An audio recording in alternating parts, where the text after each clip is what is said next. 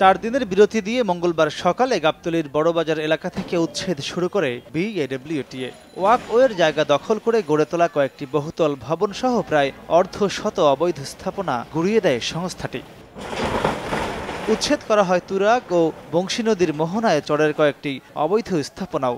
দুপুরে এক্সকাভেটর নিয়ে আশুলিয়ার দিকে যাওয়ার সময় দেখা দেয় বিপত্তি। তুরাগ নদীর পালপাড়া অংশে দেখা যায় 15-20টি বালখেট নদীপথ বন্ধ করে রেখেছে। বিএডব্লিউটি এর দাবি, নদী ভরাটকারীদের নির্দেশনায় উচ্ছেদ বাধাগ্রস্ত করতে এ কাজ করেছে বালখেট চালকরা। তুরাগ নদীর সামনে কিন্তু এখন আমরা বিপুল সংখ্যক বালির গদি পাবো।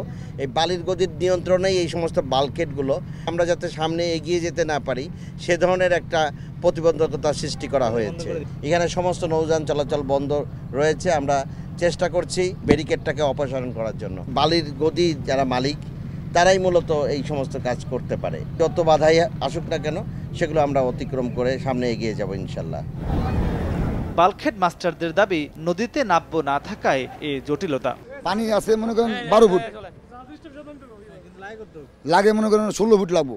পানি নেই, যার কারণে আমরা এই অবস্থা, আমরা বিপদগ্রস্ত। আজকে 10 দিন যাবত আমরা এই জাহাজের স্টপের বাজার বন্ধ নাই।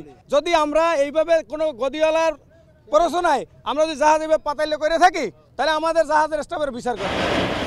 29শে জানুয়ারি থেকে শুরু হওয়া অভিযানে এ পর্যন্ত প্রায় 2500 অবৈধ স্থাপনা উচ্ছেদ হয়েছে। মাহমুদ রাকিব, সময় সংবাদ, ঢাকা।